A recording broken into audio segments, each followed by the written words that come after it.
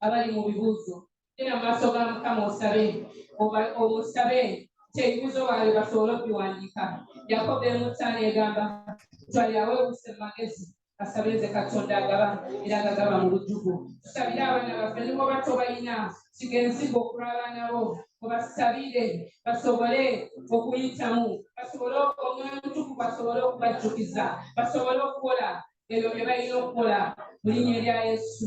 Abaana baffe tubawaayo mu maaso ga Mukama basobole okuwandiika ebibuuzo byabwe, basobole okubiyita Omwoyo Omutukuvu bajjukize. Omujjukiza Taata Yokaana ogamba nti ojja kutujjukiza ebyo bye tutamanyi, otujjukize Mukama w'Abakama. Bajjukize bawandiike ebyo byokka balina okuinspiringa Mukama, bawandiike points nga bwe bazisoma Mukama w'Abakama. Baziwandiike era bayite with flying colors Mukama, bayite nga bwe balina okuyita mu linnya lya Yesu. Tebajja kubeera bamidyoka, tebajja kubeera average, bajja kuyita kubanga bamanyi erinnya lyo. Mama olw'emitaba bamanyi Katonda akola ebyobuzira mu linnya lya Yesu Kristo Mukama waffe. Tugende mu maaso tusabire obugabirizi bw'ensimbi obw'okuba nga tuteeka akasolya ku yeekaalu ya Mukama. Tumusabe agabirire, tusabire ne breakfast ebeere success, ky'abantu babeerewo mu bungi era babeerewo okutuwagira. Genda mu maaso ga Mukama kubanga agambye mu Bafiripi 4:19 era Katonda wange anaatuukirizanga buli kye mwetaaga n'obugagga bwe buli mu kitiibwa mu Kristo Yesu. Genda mu maaso omusabe kubanga yajja kutuukiriza okusinziira ku bugagga bwe mu kitiibwa. Bw'alina ffeeza ne zaabu Mukama, bw'alina ente 1,000 ku busozi 1,000, bwe tusaba Mukama okugabirira okusinziira ku bugagga bwe mu kitiibwa. Oleeta obugabirizi Mukama kwasinga okutegeera, wasobola okukozesa amayinja, kozesa abantu bona Mukama. Nanga gwe twesize gwe nti gwe mugabirizi waffe, wayinza okugabirira tuyinziza byonna okuyita mu gwe Kristo atuwamaanyi. Tugabirira ensimbi, gabirira abanatuyambako ensimbi, ne breakfast yaffe Mukama ebeere success Mukama, tufune over and above Mukama w'Abakama. Tusaba Mukama w'Abakama fenga GFM Church ekkomamoga Mukama w'Abakama kyogenda kutugabirira, kyogenda kuleeta ensimbi, kyogenda leeta ffeeza ne zaabu, takatwogera gyeri leeta ensimbi zaffe kabirire okusinzira ku bugagga bw'omukitiibwa mu Kristo Yesu Mukama waffe. Kati kaseera kano genda mu maaso oyanjula ekyetaago ky'omukama eri Mukama egezo kyewazze nayo. Yanjula ekyetaago kyo eri Mukama omugambe kw'osinga okukitegeera saa zino. Yanjula ekyetaago kyo eri Mukama kubanga zigambye olugye gye ndino mwenna abakoye era abazitowereddwa nange nabawumuza. Yanjula ekyetaago kyo eri Mukama. Wali okusisinkana, wali okukuwulira, wali okukuddamu kubanga yetatulekangako atumanyi amanyi n'ekyo ky'oyagala nga tonnaba kukifuna. Naye yabuuza omuzibe ky'oyagala nkukolere ki. Yali amulaba nti muzibe naye yamubuuza nti oyagala nkukolere ki. Nga tujja mu maaso ge nga tumusaba agambye nti konkona olw'okulirwawo mweyanjule gyali oyogere ekyetaago kyo kubanga yeyasinga okukitegeera. Mukama yasinga okukitegeera era wazi okusisinkana tatulekangako. Agambye nti siribaleka era siribaawulira mujje gye ndi mwe mwenna abakoye. Mukama gwaddamu okusaba. Tumanyi nti owulidde essaala zaffe era tumanyi nti owulidde okusaba kwaffe era tumanyi nti otuddemu. Mu linnya lya Yesu Kristo Mukama waffe.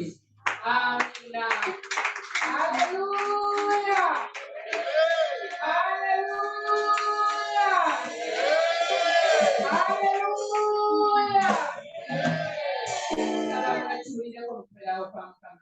Tweyanziza nnyo abasinza bwe bali nnyo okututeeka mu kubeerawo kwa Mukama. Mukama abatuwera omukisa. Tweyanziza nnyo nnyini tweyanzege. Tubaniriza nnyo mwenna mu kubeerawo kwa Mukama. Eno ye God's Fortress Ministries nga tuli wansi w'omusumba Godson Sebuguzi. Tubaniriza nnyo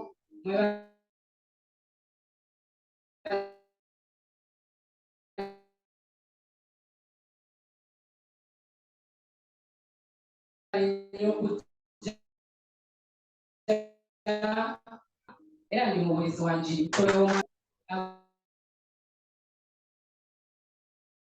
omuntu mbwe naye nga nina abaana bangi benzaala. Tweyanziza nnyo omusumba waffe Godson Sebuguzi olw'okutuwa akakisa okuweereza wansi w'amafuta go. Bw'obanga ozze wano ng'oli mugenyi tukusaba owanikeko ku mukono gwo. Tetugenda kukuswaza naye tugenda kwagala. Wanikako ku mukono gwo oba ng'oli mugenyi. Waaw, ba Asha bananga abagenyi mubalaba. Abagenyi baabo banayengako emikono gyabwe waggulu. Abagenyi twaniriza nnyo. Wabona ebitundu kupeera akakumiko mwebale nnyo kujja tubaniriza nnyo era tubaagala nnyo mu linnya lya Yesu. Tubaagala nnyo mu linnya lya Yesu. Tubaniriza mu kigo kya Kristo era tubaagala nnyo mu linnya lya Yesu. Genda kusabayo ab'obujulizi babiri. Ab'obujulizi mujje. Ab'obujulizi tubaniriza bw'obanga olina obujulizi tukwaniriza jangu ojulire Mukama kubanga tusanye twamuwangula olw'obujulizi bwaffe olw'okutegeeza kwaffe n'omusaayi gw'omwana gw'endiga. Olina obujulizi yangwako sambyako.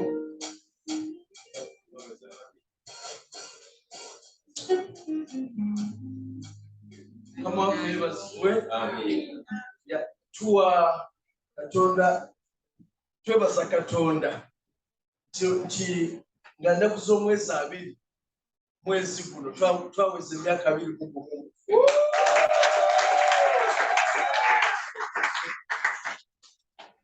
Tulowooza nti si kintu kyakuzanya kyetugudde twebaza Mukama kuba eri abataweza na mwaka. Amina. So Mukama yebaza. Aboluganda Mukama yebazibwe obujulizi mubuwulidde era nengamba omwami Senoga nti omanyi emyaka tuwezeza 2 mu gumu tulina okuba obujulizi. Naye omwoyo omutukuvu n'ateeka ebigambo ku mutima gwange. Mwamuwa obujulizi bigambo kyatabye mugenda okwogera eri ekkanisa ekuŋŋaanya ku nkya olwaleero. Omwoyo omutukuvu n'atwala mu Matayo 8:23-27. Mukama yebazibu. Nti Yesu Kristo bwe yali mu lyato. Amina. Eryato magenda. Mukama yebazibu. Oba misomo ago magenda. Oba bufumbo. Kwegamba naye nga ekiseera bwe kyatuuka omuyaga ne gusituka ne Yesu yaliwa yali munda muli mu lyato. Amina. Era nga bye bigambo Omwoyo Omutukuvu by'agamba okubagamba. Nti Yesu tavanga mu lyato. Mukama yebazibwe. Kubanga omuyaga bwe gwasituka ne badduka eri Yesu, Yesu n'akola atya? N'akakkanya. Kati buli miyaga gyonna egibagigezaako okusituka oba mu fumbo oba mu mirimu oba mu misomo oba wa kawoola Yesu. Amiina. Akakkanya emiyaga. Mukama yebazibwe. Byebyo byeyanzibwa okubagamba.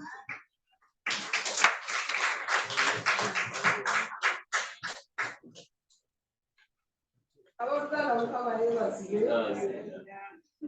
Neebaza Katonda olw'okunsuubula.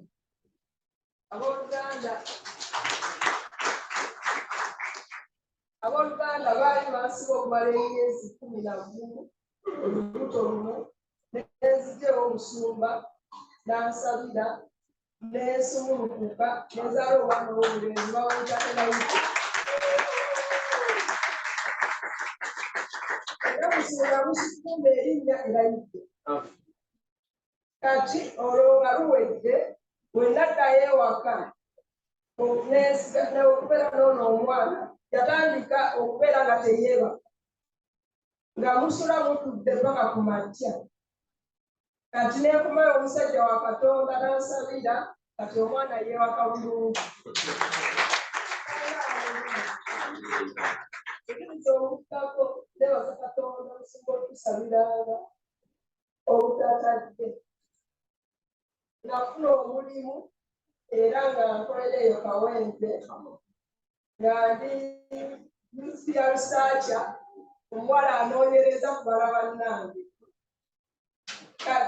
Nga noonyereza abawala abali wakati w'emyaka 19 okudda wansi.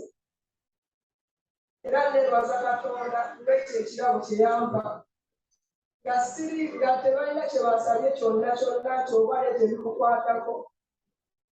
Neebaza Katonda nti n'omuntu atasobola okukola ki okubaako bantu.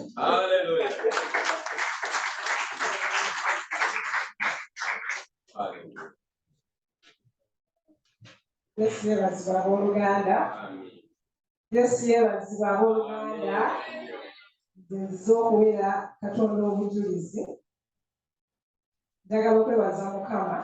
Omanyi tuwangula ku lw'obujulizi bwaffe. We overcome by the blood of the Lamb and the power of the testimony. Hallelujah. Njagala okwebaza Katonda wiiki ewedde naweza emyaka 10 mu bufumbo n'omwana wange. Naye nange nateekanga mwekaniza. Emyaka gidduka bannaaye. Haleluya. Emyaka gidduka nali awo omwana eranziraga naye okimanyi tuwezezza emyaka 10 neŋŋamba. So it was a double blessing nga ne ku mulimu nga naye ompezezza emyaka 10 mu mwaka gw'omu. Emyaka guno nageza emyaka 10 ku mulimu gyenkolera emyaka 10 mu bufombo. Yesu aweebwe ekitiibwa. Haleluya. Wanike emikono gyo waggulu w'omutwe gwo okubye Katonda engalo batuneebaza olw'obujulizi. Bakubakuba engalo nga tuneebaza obujulizi. Haleluya. Mwebaza nnyo Yesu olw'obujulizi obwo. Mwebaza nnyo Mukama nti kubanga akola. Mwebale nnyo Omusumba olw'okuyimirira. Mukama omulabye nti akola. Ensonga lwaki twajjeko Mamboga yeeyo. Kati mu kaseera kano tugenda okwaniriza omusajja wa Katonda afukiddwako amafuta okututwala mu kiseera eky'ekigambo. Bannaaye muggyeeyo Bayibuli, muggyeeyo obutabo, muggyeeyo ekkalaamu kubanga tugenda mu kijjulo ku ssaawa zino okuliisa emyoyo gyaffe. Saaviisi beeranga bwetwala emmotoka mu galagi okugyongeramu amafuta, ogyongeramu fuwero, ogikyusa yingini okujozaamu. Netujja wano kulaba firimu, netujja mu katemba, naye tujja okuliisa emyoyo gyaffe. Amiina. Kati tugatte emikono gyaffe wamu nga twaniriza Reverend Godson Sebuguzi okutwala maaso. Tutwaliriza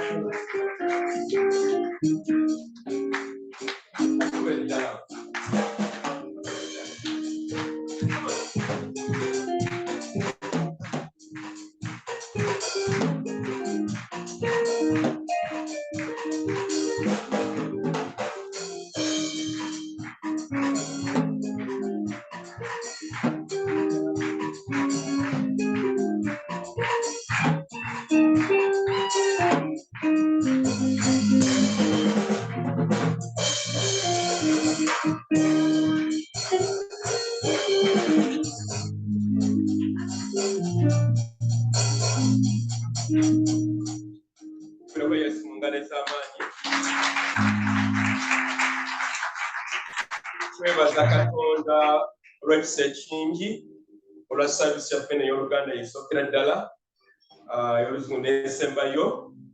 Mukama atukuŋŋaanyiza, Mukama nti amiina.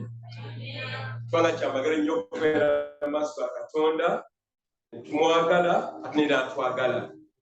Mwesigama kubuulira njala okwaniriza mikono gyaffe enfanfe bajje batubuuze bali bakubye mu saavisi ya Luzungu akisira banasola y'Oluganda yaffe eno ya community. Omwami n'omukyala Songa mujje mutubuuzeeko dakiika emu yokka. Bano bantu amaanyi nnyo bakuleko mu ngalo.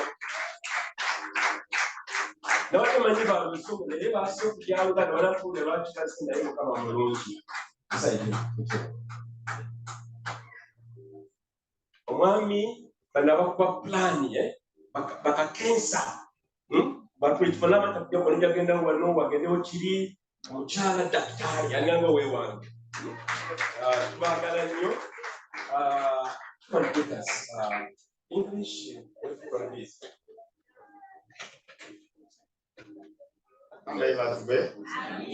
Praise the Lord. Amen. Praise the Lord. Amen. Amen. It's our privilege to be here at God's Fortress Ministries, my wife and I. Godfrey, Dr. Patricia is my wife.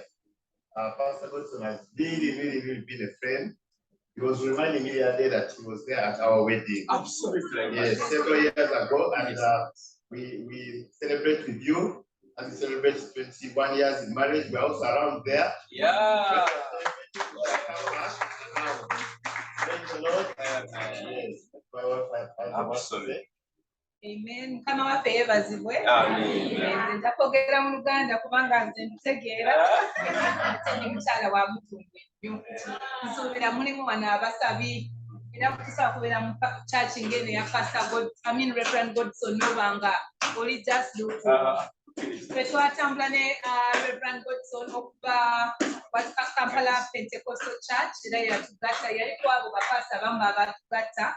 Era tata tweyanziza nnyo tweyanzege ne maama otukumire bannange tubaagala nnyo tweyanziza okutukkiriza okujja obbataalirako era ne plans eziriwo ez'okuzimba ekkanisa okuziruufinga naffe tugenda kuteekamu amaanyi tulabe nga gyetwava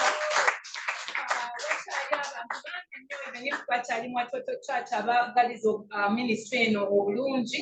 Era tumanyi guno mulimu gwa Mukama. Mukama atuyita okuteekamu to be co-investors. Okuinvestinga mu kingdom ye.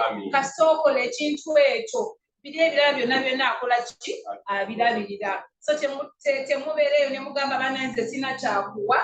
Era nze njagala kubagamba please muteekeyo kye musobola oba okukosa okubeera ng'ogenda onoonya abalala basobola okujja kasi oteekamu ensigo mu kingdom ya Mukama naawe Mukama abeera akola ki ebyo byagenda biri. So tubaagala nnyo era tweyanziza mutukkirize tugende tuule wali tubeere. Amiina. Amiina. Mukiriko mungalo abadde Luganda. Mungalo ez'okwawuka. Ukote tendereza Yesu mwana kwandika musai unasiza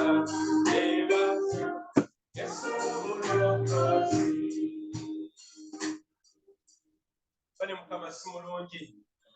Abantu bemulaba abantu babagambye already batalidde akadde kalamba okulama ku mabaati. Ate eno weekend ekwa mukama ayingiza obukadde butandisa okuyingira. Butandisa okuyingira era December ontungire ekitimba kyaffe kino. Era nga Dr. Mwagame Patricia kwaka kyoyina walasobola kula baati buli misumaali. Haleluya. Otule mu kanisa ogamba ayo ne kanisa kwa bagisimba n'abaana nabo basimba bamenye nti no maama yasimba kanisa tata yasimba kanisa. Mwe tulina omukisa bakitaffe abasinga obungi nobanga mwagendedde wadde nga yamala nalunaku oluvannyuma baali bazimba amasabu byoto bya sitaani. Naffe mukama nkodde omukisa tusimba makanisa n'abaana ge bagenda okuzimba n'abazzukulu n'abajjwa. Haleluya. Kale kigambo kimu kyokka waliwo mutabani wange yazze olwaleero abadde atubuuze kumala ebbanga ggwanvu. Isirayiri yimusa omukono gwo ewaggulu eyo tukwagala nnyo nnyo nnyo nnyo nnyo nnyo nnyo nnyo. Twatwakola ekkanisa eno myaka 6 emabega twalina ne mutabani wange oyo Isirayiri musajja mugezigezi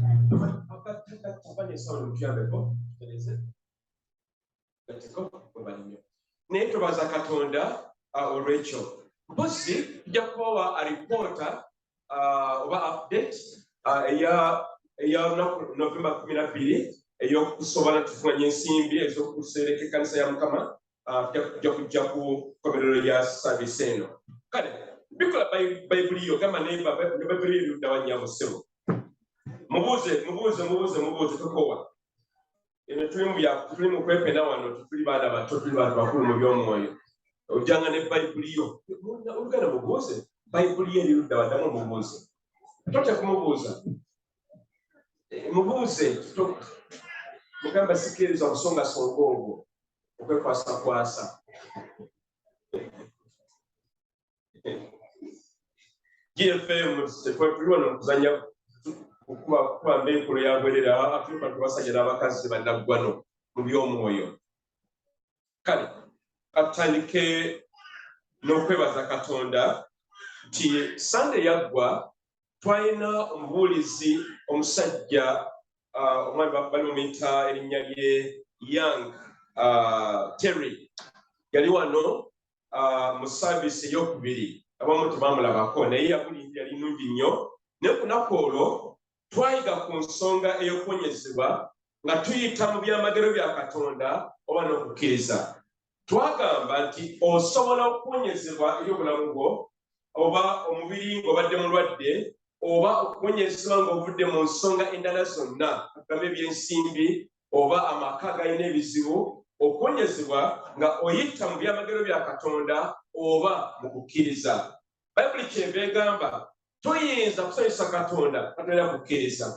Ffe ekkanisa yaffe eno myaka 6 ebintu Mukama byatuyisizaamu tulinga myaka 40 naye ekisine okubeera ekikulu ennyo mu ebyo byonna kubadde kukkiriza. Tukyakkiriza nti bijja kubeerawo. Tukkiriza nti Komamba gajja kulokoka gamba nti amiina.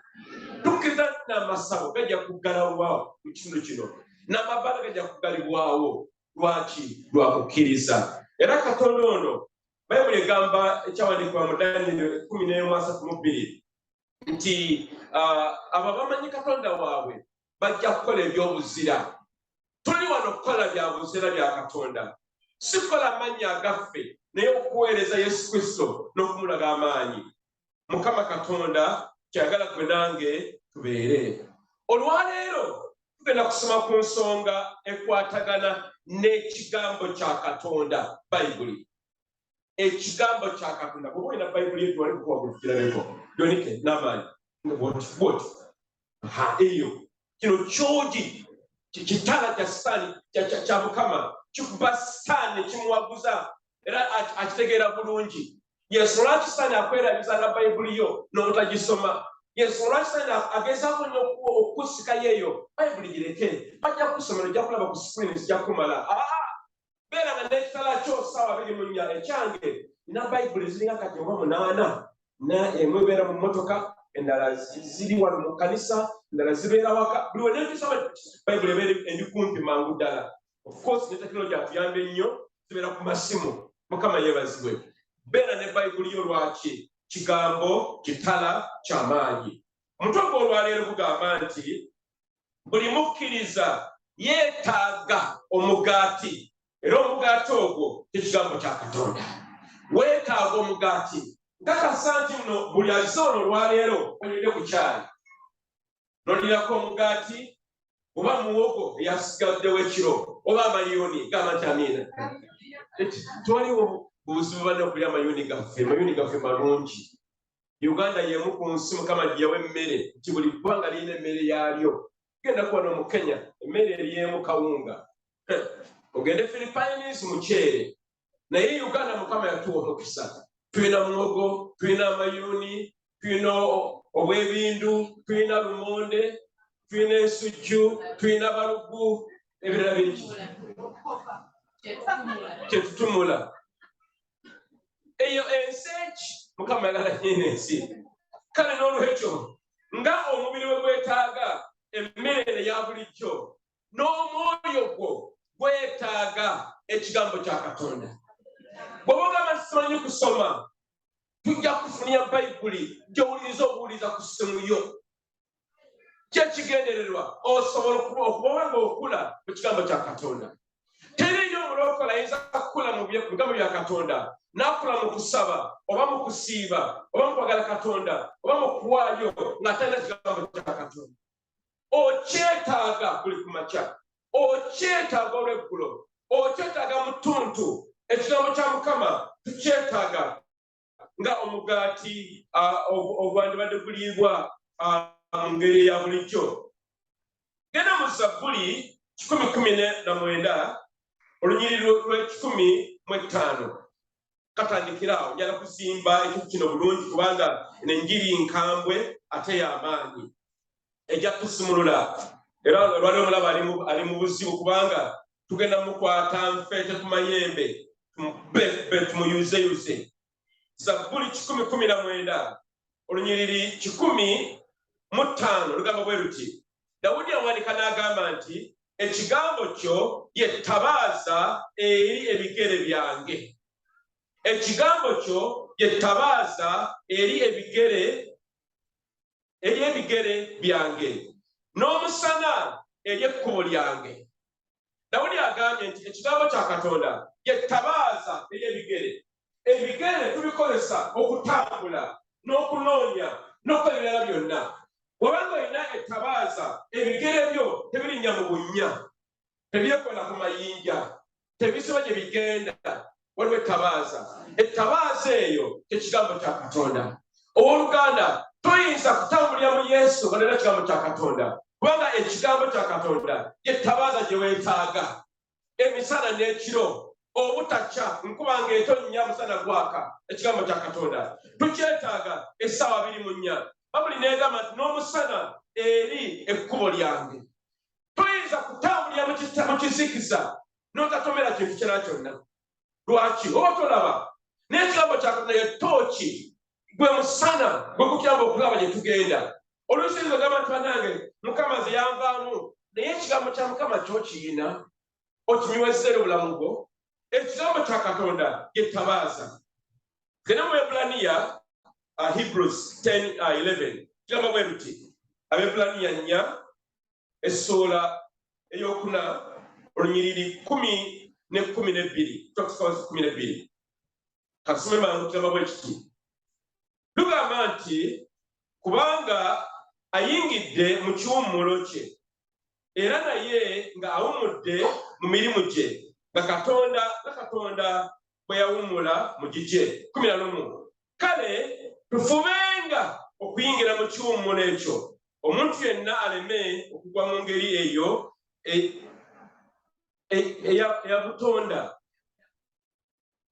ey'obutagonda. Webale nnyo, kubanga ekigambo kya Katonda kiramu era kikozi, era kisala okusinga buli kitala kyonna eky'obwogi obubiri, era kiyitamu n'okwawula n'okwawula ne kyawula obulamu n'omwoyo ennyingo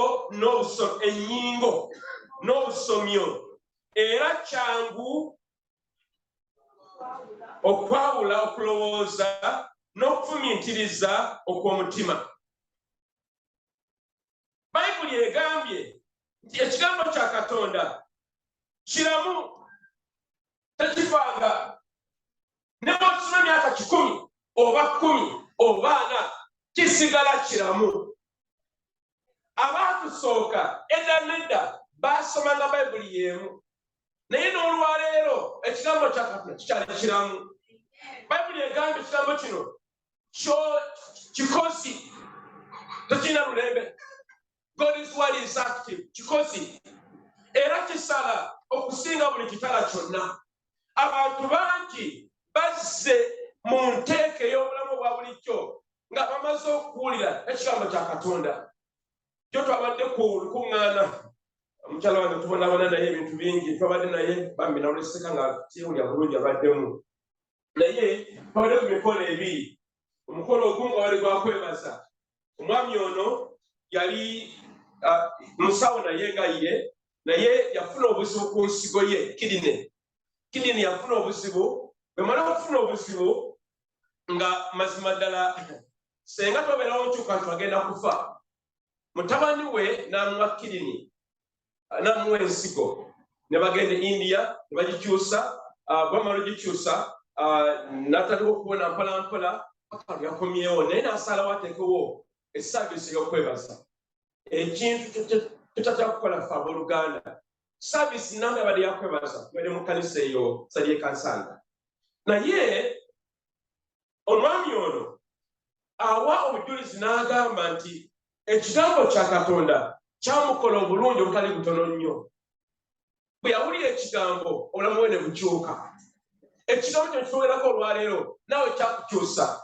Abamu ku ffe twali babbi, twali bakondo, twali banyibanjaga, twali bayaaye, twali babbi, naye ekigambo kya Katonda kyakukyusa ne kikuggyayo paka w'otudde olwaleero. Gamba nti amiina. Ekigambo kya Katonda kyoki era kikozi, tekirina lulembe lulyawo oba bugayaavu. Kisala kisinga ekirala kyonna kyonna obwoki. Era Katonda ono ekigambo kino ayagala gwe naawe obeere nakyo essaawa 24. Isaaya 55 agamba bw'ati nti ekigambo kya Katonda kiramu era nakyo kyogi badde tubigambye. Era Katonda ono ayagala gwe nange obeere omukazi n'omusajja atya ekigambo kya Katonda. Yesu omwana wa Katonda bamubuuza ekibuuzo mu Matayo 6 nga bamubuuza omuntu ayiga atya okusaba. Mu ssaala eyo gyetusaba buli lunaku Matayo 6 Yesu n'agamba nti otuwe emmere yaffe ey'olwaleero. Give us our daily bread. Tuwe emmere yaffe si eya buli lunaku olusobose naye ey'olwaleero. Yesu watu yagamba kiki yagamba nti ekigambo kya Katonda okyetaaga buli lunaku emisana n'ekiro. Oluganda obugayaavu olako ekigambo kya Katonda busibe ku mpagi obeere n'ekigambo kya Katonda eri omutima gwo. Ekigambo kino tekigamba okusobola okubeerawo ne twaŋŋanga embeera ze tuyitamu enzibu ennyo mu biro bitulimu olwaleero. Genda okulaba Yesu ono yasobola okuwangula Sitaani. Sigamba nti alina emmundu basuka oba SMG naye ekigambo kya Katonda tekyamuwanguza. Ennono eyo tekyukanga. Naawe olwaleero Sitaani ojja muwangula ng'okola ekigambo kya Katonda. Matayo 24:35 agamba nti eggulu n'ensi biriggwaawo naye ekigambo kya Katonda tekiriggwaawo. Byonna biriggwaawo. N'obugatto bulaba obulungi bw'oyambadde buliggwaawo. Ne buno bwe ndimu wano olwaleero bonna buliggwaawo naye ekigambo kya Katonda tekiriggwaawo. Y'ensonga lwaki tulina okukyesibako tukisomenga tukitegeere tukibeeremu tukisabiremu. Ekkanisa tusobola nnyo okusaba wano tulina ekyoto bannange era njala kubakubira omulanga mugayadde ennaku zino naddala guno omwezi temutajja kusaba mwefuula bize mugamba musoma tabeera bize nange nina ebyokukola bibeera bingi mujje ku kyoto twanditulabira abantu 20-30 naye kaagano ennamba ntono mbale mubasibwa eti timuba obusongasonga oba otaliimu batomanyi nabadde kikyogamba bane mujje tusabe naye mu kusaba kafuani mu kanisa twagala nnyo okusabira mu kigambo kya Katonda. Essala Mukama zaawulira si bigambo byo naye Mukama kyeyawandiika era ne mu kooti eza mu nsi muno eza bulijjo tezigendera ku bigambo zibuuza etteeka ligamba ki, etteeka bwe bagoneramu batambulira era ne Mukama ne bw'aba akola akolera mu kigambo kye. Essaala ezo z'osaba zogamba tezina kuddibwamu tezirina kigambo tezirina nkizi siwe ekigambo kwe zitambulira. Tugambe okuzimba ekkanisa twajjayo Hagayi timugende munoonye emiti tuzimbe ekkanisa tuli mu kunoonya miti mu ssaawa 24 kunoonya miti jo twalira omukyala nga tugende bwe twagenze naye bwe twatuuse tugamba watunywe kakyali ke tugende twatulyawo Oluganda najja nga tumumanyi mugamba Oluganda nga tudde okulabako netunywa kakyali kaffe netwogera twageze okumala okwogera bagamba nange njakweta akakadde kamu ak'ekkanisa tunoonya miti era essaawa essimu yange kakano ekola ssaawa 24 tesirika Oluganda gy'oli gyendi gwebala emirimu ti kale ne munnange twagalayo ebbaati tunoonya miti. Mukama atuyambe gwe nange tulemere mu kigambo kya Katonda. Njagala okubajjukiza mu lubereberye Mukama yakola ensi eno ng'akozesa ekigambo kye n'agamba wabeerewo ekitangaala ne kibaawo n'agamba wabeerewo ebinyonyi ebibuuka eby'enjawulo ne bibaawo. Kikyakozesa kigambo kya Katonda. Abooluganda akamwako kaveemu okuvvoola oba okuvuma oba okunakuwala naye kuveemu ekigambo ekireeta obulamu n'ogamba nze sijja kufa nja kubaawo nja kubeera bulungi Mukama ajja kunviirayo nja kubeera muwanguzi nja kulaba bajjajja bange bye bataalaba nja kubeera ku ntikko nja kubeera mutwe sijja kubeera mukira. Bannange ebigambo ebyo Omwoyo Omutukuvu abiwulira byakwata n'alandazza ne bifuuka ebintu ne bw'ogamba maama nze nfudde era ojja kufa tujja kuziika kyannaku nnyo ne tujja kuziika. Mukama atuyambe olulimi lwaffe n'akamwa kaffe kakulenga kigambo. Yesu bw'aba atemeddwa Sitaani n'amugamba katugwe kunnama wansi onsinze nja kukuba kabaka wonna obuli mu nsi muno. Yesu amugamba kyawandiikibwa tokemanga Mukama Katondawo. Sitaani yeetaaga kigambo kya Katonda okumuwangula. Abooluganda ekigambo kya Katonda kitulaga endagano za Katonda wamu n'ebisuubizo Mukama bye yakola. Ebisuubizo bino n'endagano bw'oba tobimanyi ojja kuviiramu awo byonna byonna bituyisanga mu kyawandiikibwa. Bw'oba tomanyi era abazungu bagamba ignorance is not defense. Tekikutaasa obutamanyabwo. Obutamanyabwo bwekuumire ggwe tobutuleeta wano mu kkanisa tubwetaaga. Olina okubeera ng'oli mumanyi mu kigambo kya Katonda. Oyogera kino tujjayo kigambo kya Katonda. Ogamba kiri nga tuli kulashi kwa Bayibuli wali. Ogamba kino nga tugamba tukebereko wansikulamu Matayo agamba atya. Mukama atuyamba atuwagale tukwate ekigambo kya Katonda tujja kubeera abawanguzi bannaggwano ekigamba kyake. Ekigambo kya Katonda mulimu amaanyi agaleeta obulamu obupya obw'omwoyo. Mwe muli obulamu obujja. Sigenda kwerabira nga nkyali mu ssomero nasomera wano kumpi Kampala High School nasomera nzi nali sinantambula kutwala buddo twaliwo ntambula emala nasomera mu ssomero fulwawo naye Mukama n'atukwatirako twatutambula lumu netulaba ebbaala yali waggulu kalina omusajja akutte giraasi ya bbiya migana aga bbiya gano agagiraasi aganene agaliko ekyovu waggulu atandika n'okunyoga yanyogoga kati abaali bamunyweddeko mu nsaasi nze namunywako omulundi gumu yali anyogoga ate ng'akaawa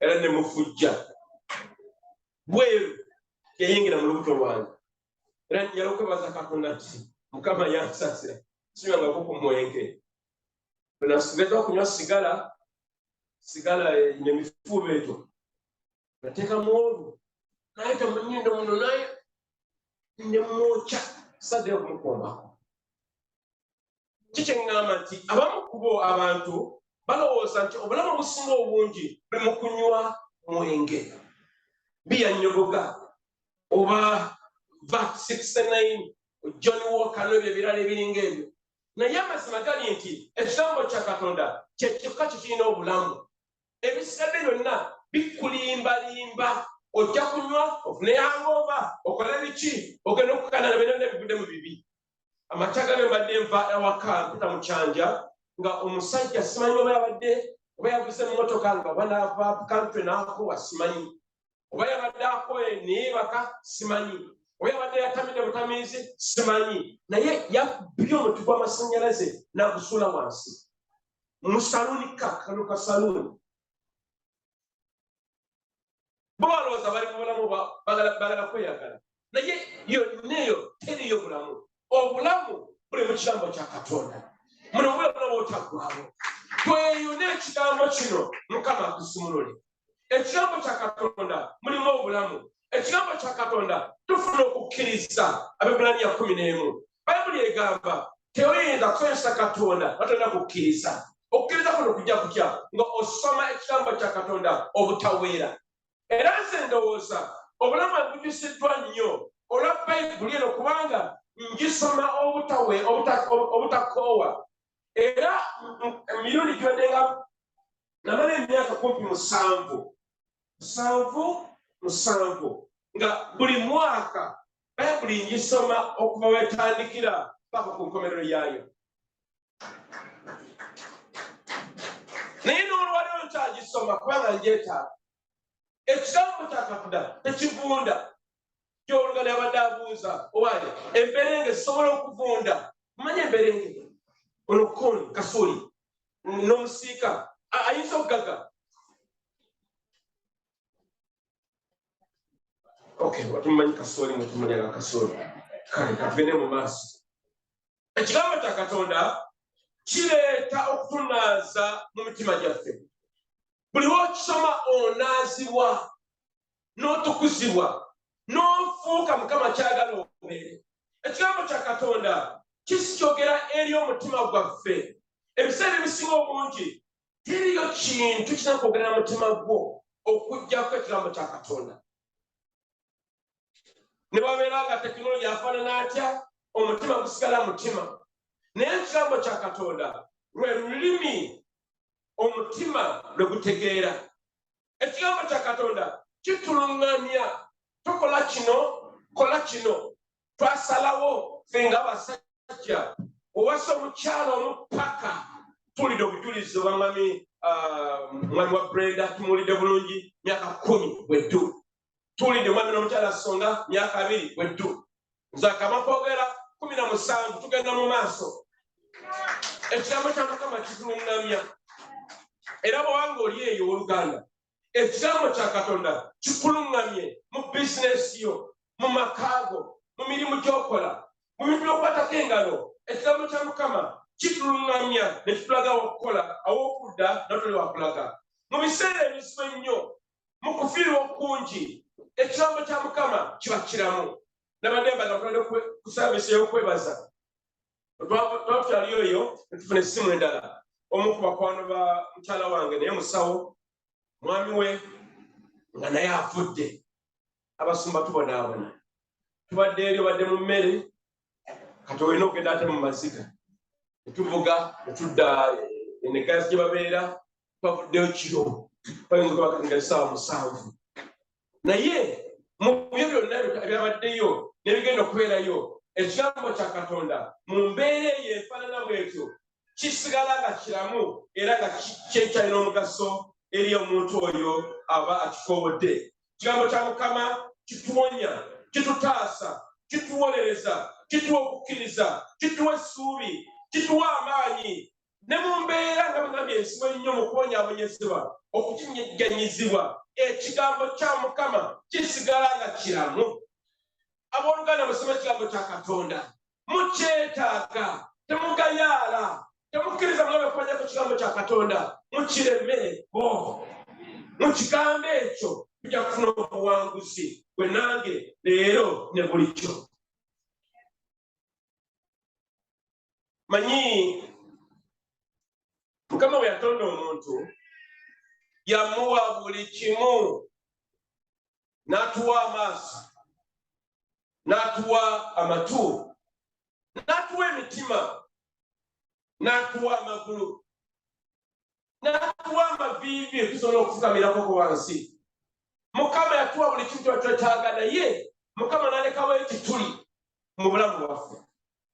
Ekituli ekyo nga Mukama kyanoonya ekisobola okijjuzaawo si masanyu, sigenda mu disco kyakyakya ne disco nga gozina, naye nga ekisobola okujjuzaawo kyali kigambo kya Katonda.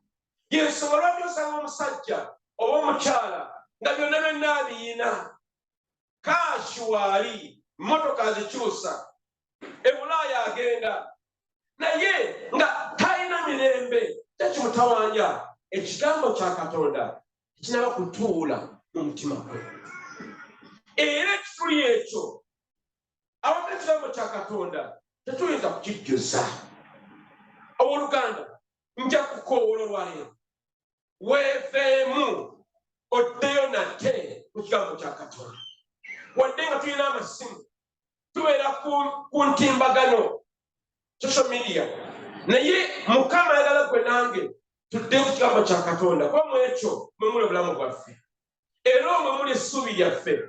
Ekigambo kya Katonda muliro, bw'okikoowoola ne Sitaani awulira. Njagala nnyo nga sinaba kwebaka kusoma Zabbuli y'ekyenamu era Zabbuli eyo nze njirabiddemu amaanyi mangi nga tugenda okwebaka. Era nze ndowooza oluusi ababbi bamanyi okujja oba abantu ababi ne bwe bajja ku kisenge oba ku geeti baba balaba omuliro nga gwetolodde bwe guti. Kiki baba balaba? Ekigambo kya Katonda kyetwali twayogedde nga tulaba kwebaka. Owooluganda yiga okwekuumira olukomera ku kigambo kya Katonda. Bw'oba mugenda kutambula koola ekigambo kya Mukama. Bw'oba ogenda kubaako emirimu gy'okola koola ekigambo kya Katonda. Twali wano juuzi Oluganda Press bagenda mu Isirayiri bamamye visa, naye tugamba Mukama Katonda wasuubiza, Mukama wasuubiza, mazima ddala n'agenda mu Isirayiri n'akomawo. Obuwanguzi wali ku ki? Kigambo kya Katonda. Tubeera mu mbeera y'amabanja gatuyiize, landlord akubanja, amasomero abaana bakusomero school fees kubanja, neighbor gye weewola gy'olya obugaati ne sukaali naye akubanja. Naye ekyokkuyamba kigambo kya Katonda. Kitwesibeko, tukiremereko, tukiteke mu mitima gyaffe. Kuba Mukama ayagala gwe nange ekigambo kino kiyingire mu ffe, kifuuke ekimu ku ffe nga bwe tuli. Ekigambo kya Katonda. Mukama ayagala gwe nange tubeere abakazi n'abasajja abanywerera ku mulamwa, era omulamwa ogwo si bw'ogamba kiri omulamwa gwa kigambo kya Katonda. Katonda addamu eri abo abamunoonya nga bayita mu kigambo kye yawandiika kubanga ekigambo kino mwe muli amateeka ga Katonda. Bayibuli ye yeetika ekigambo kya Katonda era bano ekigambo Bayibuli tekirimu muno mu byawandiikibwa naye nga Bayibuli eno ye yeetika ekigambo kya Katonda muli munda waakyo eringa nga bbaasa. Ekigambo kya Katonda ojja kyetaaga ng'okula, ojja kyetaaga ng'okaddiye, ojja kyetaaga ku mbagayo, ojja kyetaaga ku mirimu gyo, ojja kyetaaga ng'osiima ennyumba, ojja kyetaaga ng'ofuga emmotoka, ojja kyetaaga buli mbeera yonna weetaaga ekigambo kya Katonda. Njagala ne buno mugatteko lwaki ekigambo kya Katonda kya njawulo. Ekisooka, ekigambo kya Katonda kye kyokka ekirina obujulizi nti Katonda mulamu.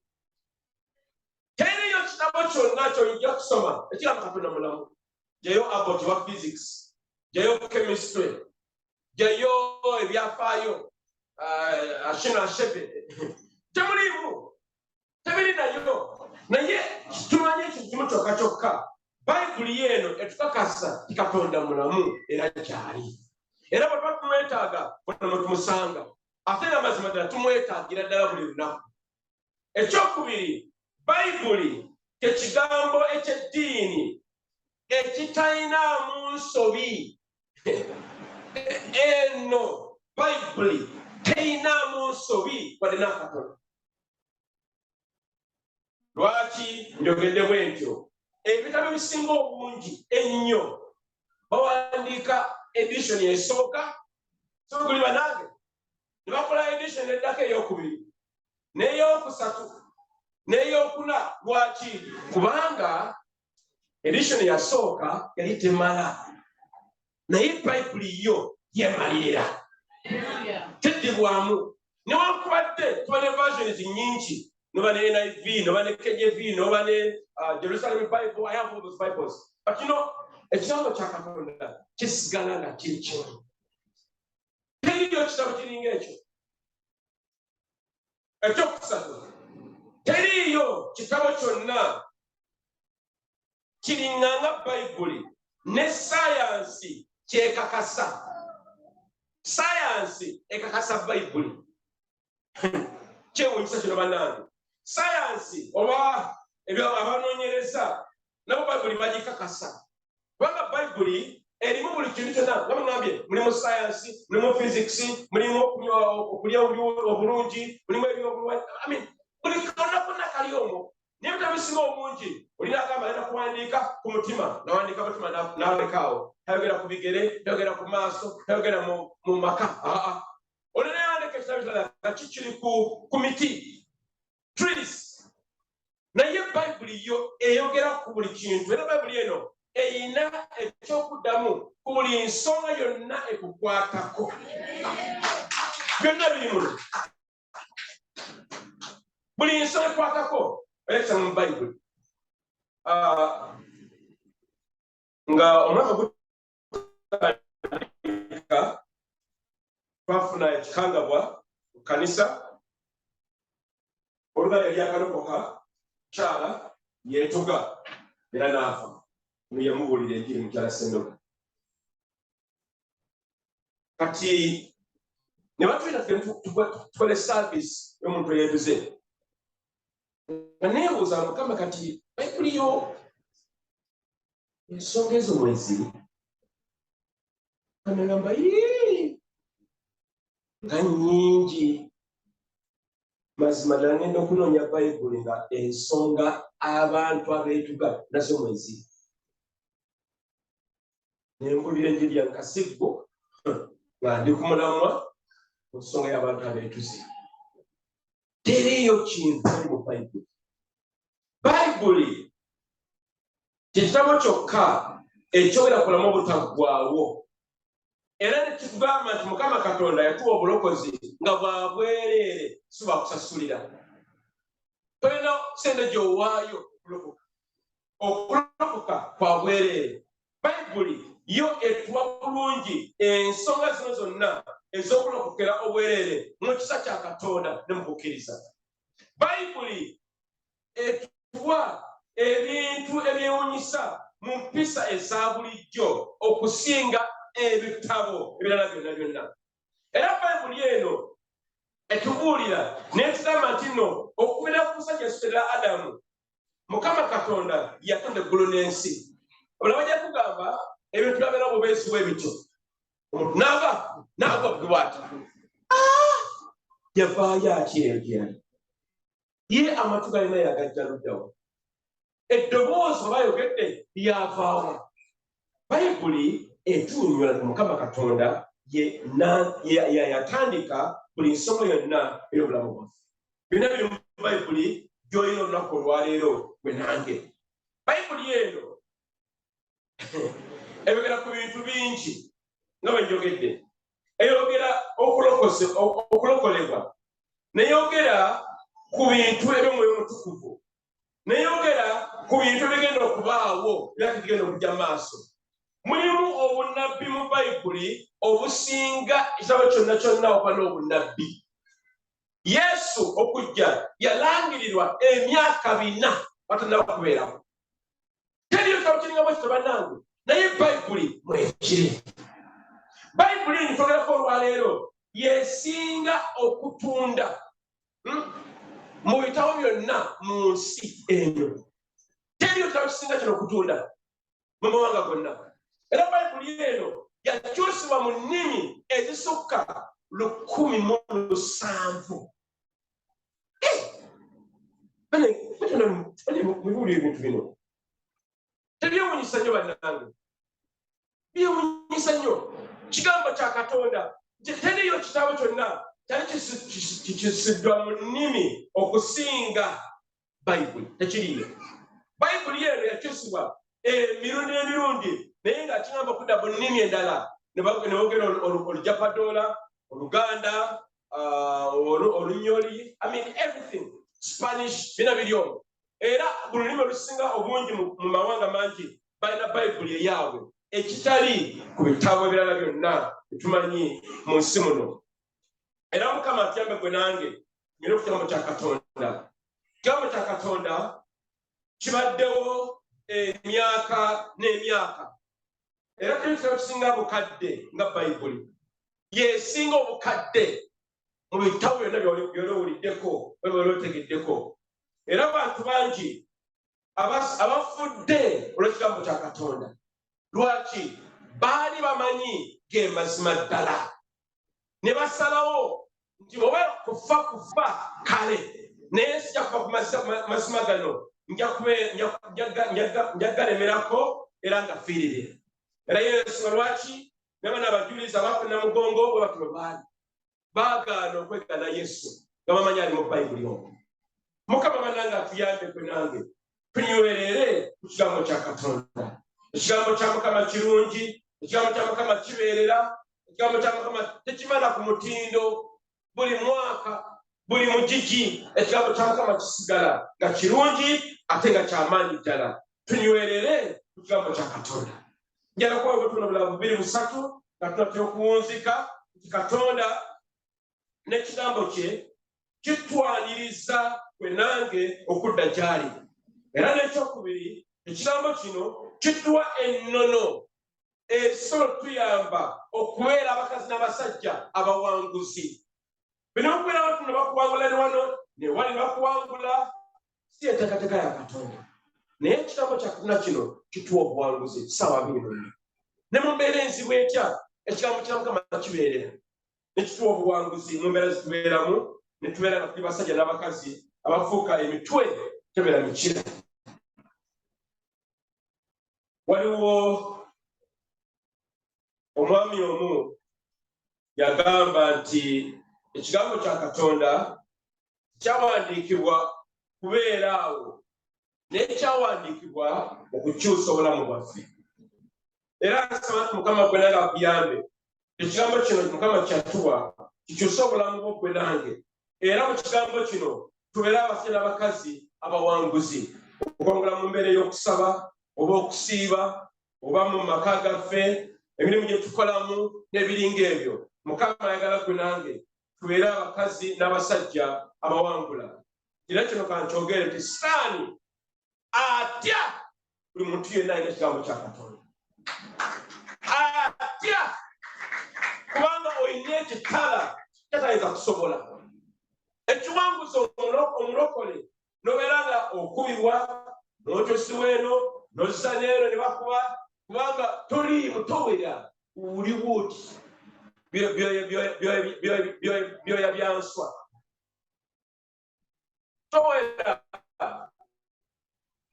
naye obanga olina ekigambo kya Katonda beera mugumivu kiro nabadde ndaba akavidiyo jjo kabadde k'Abachina nga balonda enkoko buba bakavayo bwe buti ne babusala bamala okubusala bawuteeka mu layini wali ku kisenge nga bajjayo ekiiso akabadde akatono akazimba bwekati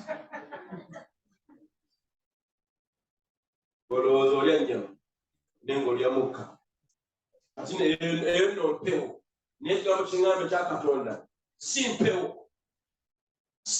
kiina amaanyi tugambe tekifa kikozi kisala obeera mugumivu ddala bannange tojjula mpewo ow'Oluganda nga Baluuni naye jjuzibwa ekigambo kya Katonda mu ekyo bwe muli obuwanguzi bwaffe era Katonda agala gwe nange olwaleero tubeere abakazi n'abasajja abakkiriza ekigambo kya Katonda njala okukkiriza ensonga eno tuno mu myaka 12-29 waliwo akatiko k'Abakatuliki kaatuula ne kagamba teri muntu enakkirizibwa okukuba ekitabo kya Bayibuli oba n'okukisoma era omusajja ono William Tandeo mu mwaka 1536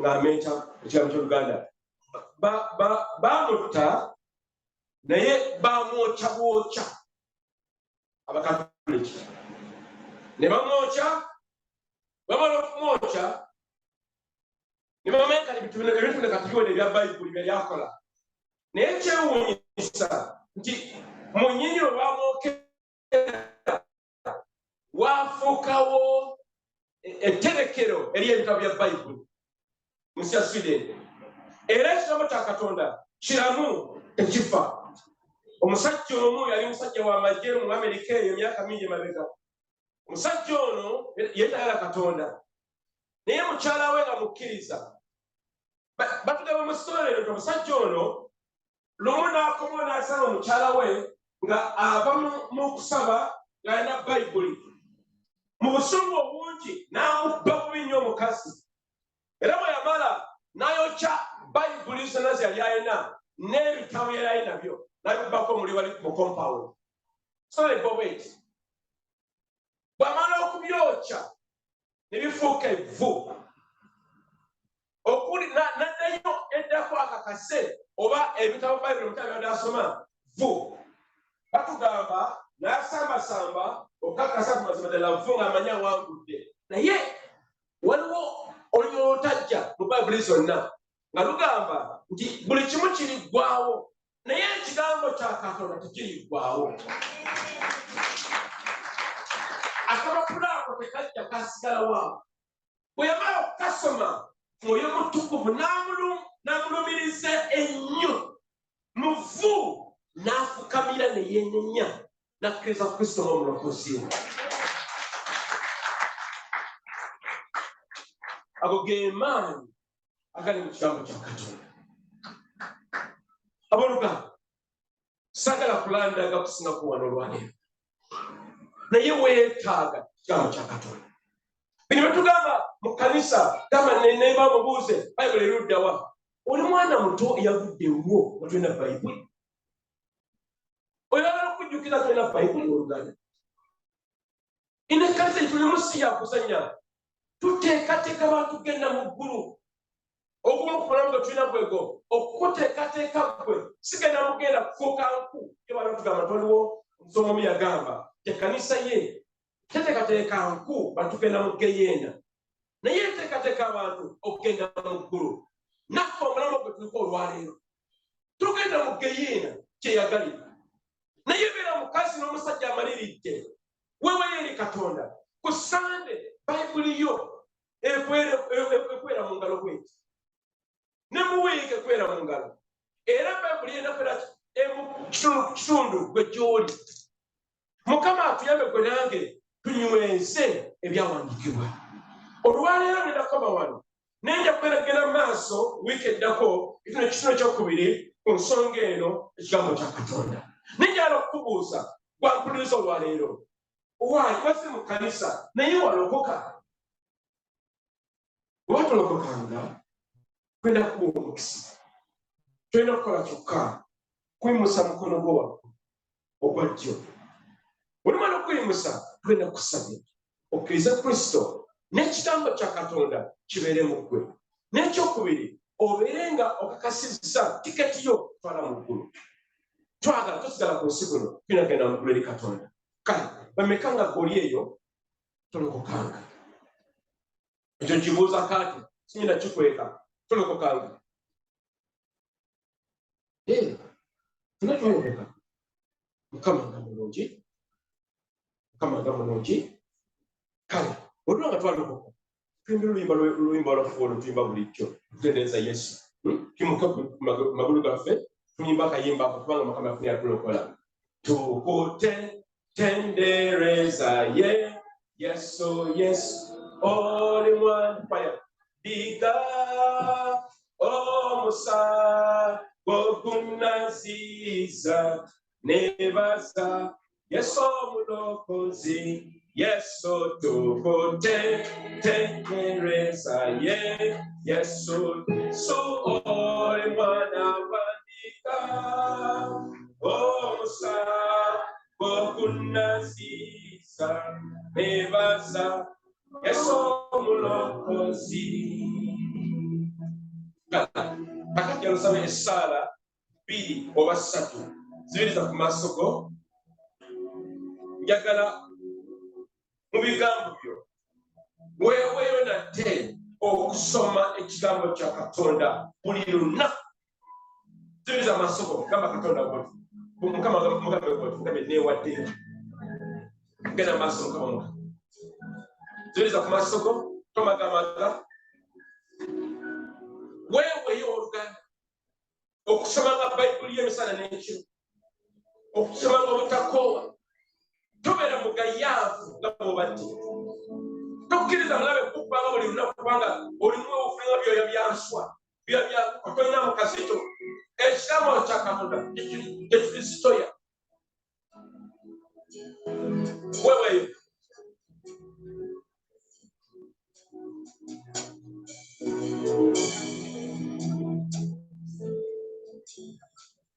n'ekyokubiri mukama mugambe nti ekigambo kye kibeere ky'amaanyi nnyo y'obulamu bwo obeere omuwanguzi buli kyokwatako mukama mugambe akiwa amaanyi akisseeko omwoyo mutukuvu akisseeko okulungamizwa kw'omwoyo mutukuvu kibeerenga ky'amaanyi nga Yesu bwe yalinga mu Matayo sura ey'okuna weesabire Oluganda sitera kusabira weesabire n'ekisembayo ky'okusaba gamba mukama nti ekigambo kye kikutambuze ng'ettabaaza paka lw'otuuka mu ggulu tojja kubula kugenda mu maluwa kugenda mu mabaala mu masabo nedda naye ekigambo kya mukama kikutambuze okutuuka lw'oligenda mu bulamu obutaggwaawo mu ggulu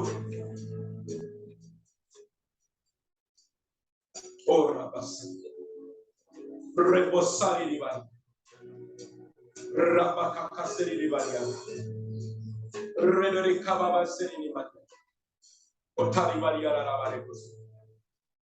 You get a common name of Sobote, you get a common name that Chikaimune Stundu, you get a common name of Luganda, Rika Seteni Malada Kamu.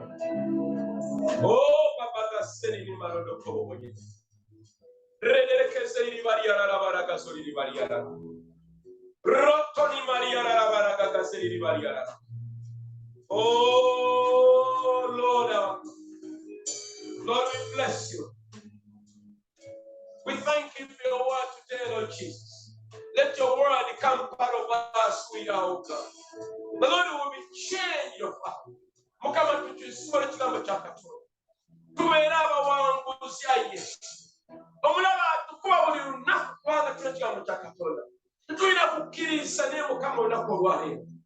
Tuddamu okuyimirira awo mu kigambo kyo. Mu maanyi amangi tubeere abasajja n'abakazi abawanguzi. Nga tugenda mu kigambo tekitaliggwawo. Bayibuli egamba buli kimu kiriggwawo. Naye ekigambo kya Katonda tekiriggwawo. Mukama tukiriza. Ng'ekkanisa GFF n'omubiri gwa Kristo Mukama. Twewaayo okusoma ekigambo kya Katonda. Tulungamya Yesu. Tulungamya Yesu. Kama ayi Mukama. Neewaayo nate. Okusoma ekigambo kya Katonda. N'okukitegeera. N'okukissa ku mutima gwange. N'okukigonderanga. N'okukikobereranga. Era mu kyo nja kubeera muwanguzi. Sijja kubeera mukira. Nja kubeera mutwe. Sijja kubeera wansi. Nja kubeera waggulu. Sijja kuwangulwa. Naye nja kuwangula essaawa yonna. Gamba nti amiina. Yesu amukubireko mu ngalo. Hallelujah. Tuombee siku ya mchana. Kama tunaadua kwetu. Kuni ngalo ekigambo ekyo. Reverend Godson mukulire mu ngalo ekigambo ekyo. Hallelujah. Nsaba mukuleko. Abakebezi saba mujje. Sobole okuwaayo. Abakebezi saba mujje kuwaayo. Obadde okimanyi nti buli kyoyagala kiri mu kigambo kya Mukama. Obadde okimanyi nti oli ku masaŋŋanzira kubanga tomanyi Mukama kyayogera. Ogamba nti Katonda tayogera naawe naye ng'ekigambo Bayibuli okikubaako omufuufu ku Sande ng'ojja. Twongere okusoma ekigambo kya Katonda. Akasawo akabbululu akakebezi mukawanike ka biweebwayo n'ekibo ky'ekkumi. Akasawo akakakobe ka kuzimba nnyumba ya Mukama. Atuwaayo kansabe Antidi ajje atuwe ebirango bino.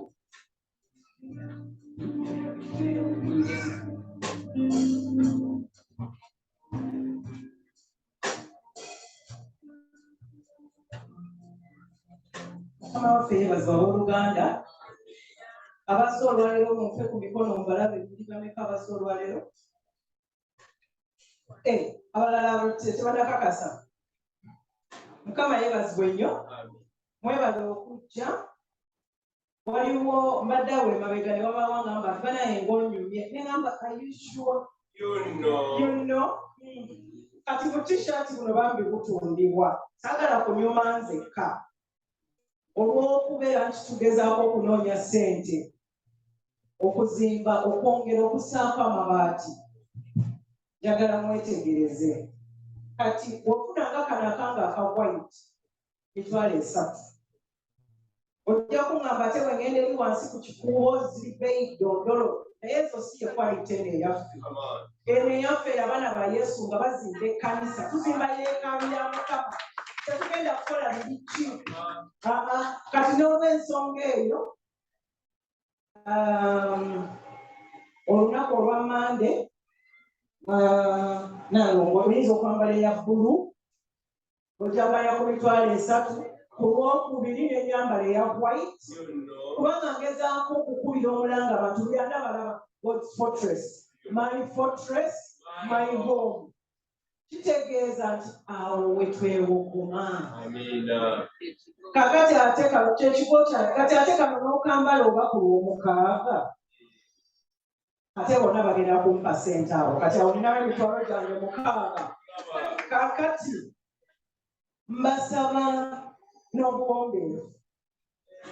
Enfukamiddeko bangamba weewombeeka okakkana. Bannange nsaba tugule t-shirt. Nalongo weebale nnyo. Ssente ezo Rachel oli ludda wa? Omukyala ayitibwa Rachel. emmeeza eri banaye mwena mukyukeko mutulule mu nsonda wali wansi awo omukyala we mujja kumusangawo t-shirt ezo azitunda. Kakati ku mitwalo 3 netulowooza nti bannaffe kati nganze abaana nina bana Mukama yampa okitegeera. Kati wayinza okuba waliwo omulala ng'alina 6 Mukama nga yakuwa omukisa ogwo n'ogamba naye maama 6 emirundi 3 netugamba nti kale katujja kukuyamba kubanga twagala tuzimbire wamu 6 emirundi 3 abaana b'olina nga ba myaka 10 n'okukka wansi buli omu mugulire t-shirt emitwalo 2 t-shirt buli omu myaka 3 myaka 5 buli omu ne t-shirt ye. Wajja kubeerawo ekiseera tujja kujja wano nga ffenna twambadde smart kawona simanyi wona ofaanana nga tewafuye t-shirt kibi nnyo twagala tutambulire wamu. Kati ekintu ekirala tubadde tukuŋŋaanya tugenda kulya breakfast lulina bagamba nti ekijjulo ekyenkya ogamba otandika olunaku ng'oyagala okubeera ng'olutandikira mu Mukama mu maanyi ngenda okuza omwezi 12 Rachel nyawo kyala kiri wasooka oleeta ebiweebwayo tubyebalize Mukama asobole okutuwa ebirala bye tugenda okuwayo bino bye mbannyonnyola. Amiina. Mukama waffe omwesigwa tukwebaza olw'ebiwaawo bino by'otuwadde bye tukuddiza. Mukama tuli bakuumi bw'ebyo by'oba otuwadde naye Mukama tetubyesigaliza byonna ate tuzzaayo Mukama kubanga twagala omulimu gwo gukolebwe. Tata n'olwokubanga tukuddiza tata tusaba oyongere okutugaziiza enfuna yaffe. Tata w'omukisa emirimu gy'emikono gyaffe w'omukisa buli kimu kyonna kye tuyiiya kye twetuusako emikono sobole okwongera n'okuzimba yeekaalu y'Omukama Katonda wange sobole okufunira abaana ekyokulya. Tata tukwebaza olw'ebirabo bino mu linnya lya Yesu Kristo Mukama waffe. Amiina. Kati mbadde ngamba nga tumaze okwebaliza bino tuwaayo okuzimba ekkanisa ebbaati limu ligula emitwalo 16 abaaliwo olina bannyonnyola biri special tetugenda kuyunga kanoyungeko kali oyungeko ne kali bagenda kugaleeta okuva ku factory ng'ebbaati limu liwanvu fuuti abikugamba si lwakugattirira yonsonga lwaki ogalaba nga gali ku mitwalo 16. So kakati buli muntu awulira ng'osobola okuleeta ebbaati tukondezaamu ku mmeeza eri omukyala ajja kuwandika oyinza okugamba nti olwaliro mbadde nzeewo n'emitwalo 5 twebasiza nagira okabagiwandiike gulewo akawunti wali paka lw'onoomalayo banange tetwagala kaluluuza bantu bulamu. Waliwo kaadi ziriko nti emitwalo 16 naye oyinza okuba nga buli wiiki osobola okufuna emitwalo 5 oba 5 ku Tuesday oba ebirala 8 wali ku mmeeza wali tujja kufuna ssente ezo n'obweyamo bwo buwandiikibwe. Kati njagala okubabuulirako eyo gye tutambulidde. Breakfast abantu basasudde ate era banaye bwe mutayanguwa simanyi batunafuna we tubatuuza. N'olwekyo mukole mu bwangu tusobole okukola budget obulungi. Mitwalo 4 breakfast eri ku woteeri eyitibwa Lishi. Abamanyi edda wabeerangawo ndungu oluddaawo ekisaasinga okkirira nga jje ekyanja tujja kwongera okubawa endagiriro bw'ogenda ku mmeeza eri wasaagala kulya kadde ka saaviisi ndala naye bw'ogenda ku mmeeza eri gye mulengedde obubaka bwonna ebintu byonna byeyagala okweyongera okumanya gyebiri. Naye njagala nve wano nga maze okulaba abaatwala kaadi Katonda bagikomyawo. Bameka basobola okufuna kaadi luli naye Katonda bakugikomyawo si musango temufaayo. Naye mbasaba nkuba omulanga nti mukomewo mutubuulireko ze mukuŋŋaanyizaayo ku mmeeza eri muzitubuulire z'ofunyeewo naye tatuziwandiike tumanye omuzungu agiyita update tumanye tutambudde tutya. Mu wiiki Musumba atubuulidde yafunayoko ku ssente cash ayaakafunibwawo miliyoni 5 banaye mwekubireko mu ngalo. Naye nga bwe tugambye ekya breakfast ekyo kyo tukyetaaga okimanya. Wiikendi ejja twagala tukakase tulinaani. Breakfast eno si ya kulya amawolu agasuzeewo nedda. Abaana ba Yesu si bwe batebakola. So twetaaga okwetegekera. Mitwalo 4 breakfast bw'ogenda wali ku mmeeza nga bakuwandiika ng'otwegattako tulya ng'abambejja nga bakabaka nga bakabona. Amiina.